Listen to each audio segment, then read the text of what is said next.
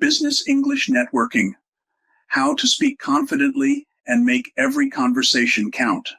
Networking is one of the most powerful tools in your professional life, but for many people, it's also one of the most stressful.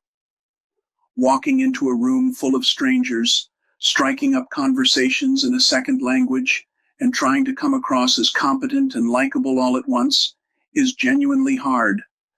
The good news is that confident networking isn't a personality trait you either have or don't. It's a set of skills and language tools you can learn, practice, and master. Here's how to do it. Start before you walk in the room. Confidence doesn't begin when you open your mouth. It begins with preparation. Before any networking event, take a few minutes to prepare 3 things. Your introduction. Know how you'll answer. So what do you do? In 2 or 3 clear sentences. Keep it simple, jargon-free, and interesting. Instead of, "I'm a B2B SaaS solutions consultant," try, "I help small businesses figure out which software tools they actually need and which ones they're wasting money on."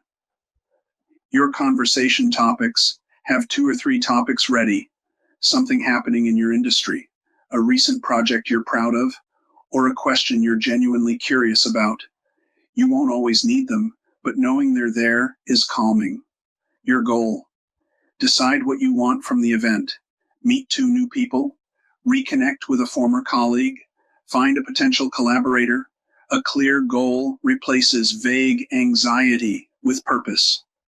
The language of confident introductions. The words you use when introducing yourself signal your level of confidence before the other person has even processed what you said. Here are some phrases that project calm, professional assurance. "Hi, I'm Name. I work in field. Good to meet you." "I don't think we've met yet. I'm Name.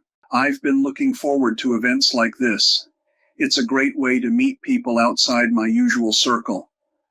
Avoid overhedging phrases like, "I'm just a," or "I'm only really."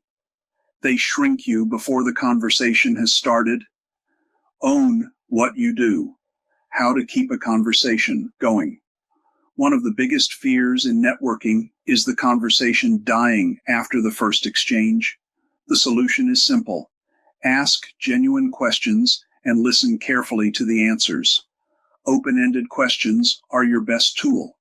These are questions that can't be answered with just yes or no.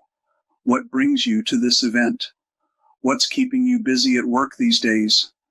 How did you get into this field? What's the most interesting challenge you're working on right now?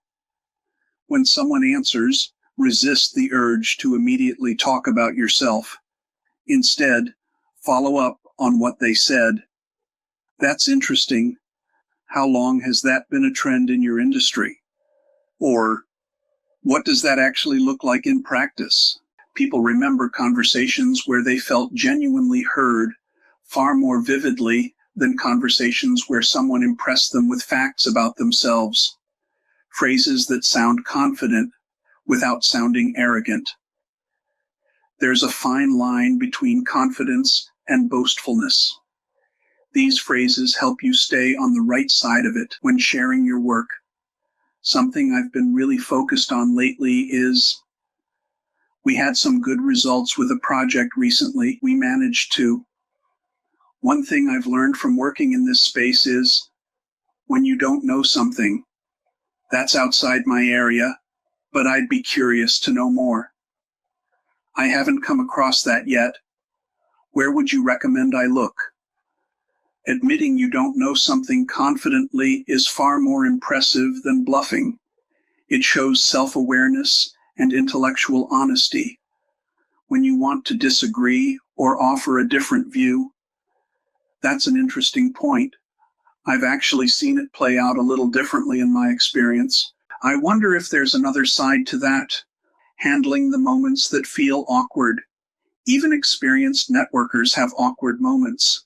What separates confident people isn't that they avoid them, it's that they handle them smoothly. The lull in conversation: don't panic. A brief pause is normal. Use it to transition. So tell me, have you been to these events before? Or simply, can I get you a drink? Forgetting someone's name, be direct and light about it. I'm so sorry. Remind me of your name again? I've met so many people tonight. Nobody minds. Everyone has been there. Joining a group conversation. Wait for a natural pause.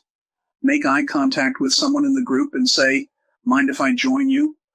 Or simply step in with a relevant comment on what's being discussed. Most groups are happy to include someone new. Ending a conversation gracefully. This is where many people stumble. You don't need to disappear or make up excuses. Just be warm and direct. It's been really great talking with you. I'm going to circulate a bit, but let's stay in touch. Then follow through by exchanging details. Following up, where networking actually pays off. The conversation at the event is just the beginning. The real value of networking comes from what happens afterward, and most people drop the ball here. Within 24 to 48 hours, send a short message. It doesn't need to be elaborate. Hi name, great to meet you last night at event. I really enjoyed our conversation about topic. I'd love to stay in touch. Perhaps we could grab a coffee sometime? Reference something specific from your conversation.